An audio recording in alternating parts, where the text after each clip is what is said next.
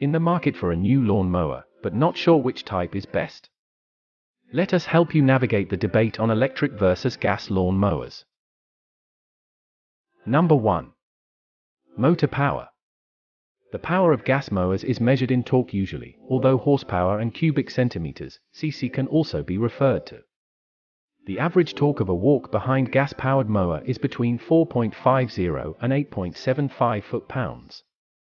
While torque specifications are extremely hard to find for electric mowers, using a few calculations we can take a pretty good guess at what the torque of an average battery-powered mower is.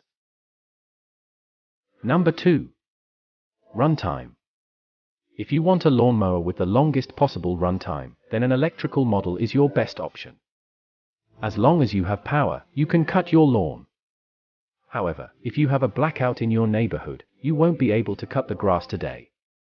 A battery-powered electrical model may save you in this situation. With the battery charged to capacity, you should get enough runtime to cut your lawn, as long as you have an average-sized yard. Number 3. Operation.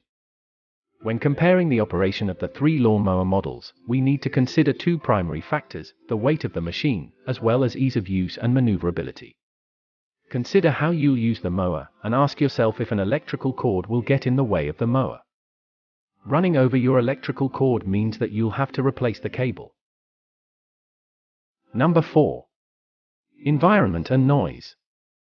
While power and runtime certainly favor gas-powered mowers, noise and environmental considerations support electric. Battery-powered mowers have zero carbon emissions, so running one won't contribute to climate change. Noise is also a factor worth considering. Many municipalities regulate the acceptable amount of yard noise. Big, beefy gas-powered mowers can easily exceed these guidelines, but battery-powered mowers almost certainly won't. Number 5. Ease of use.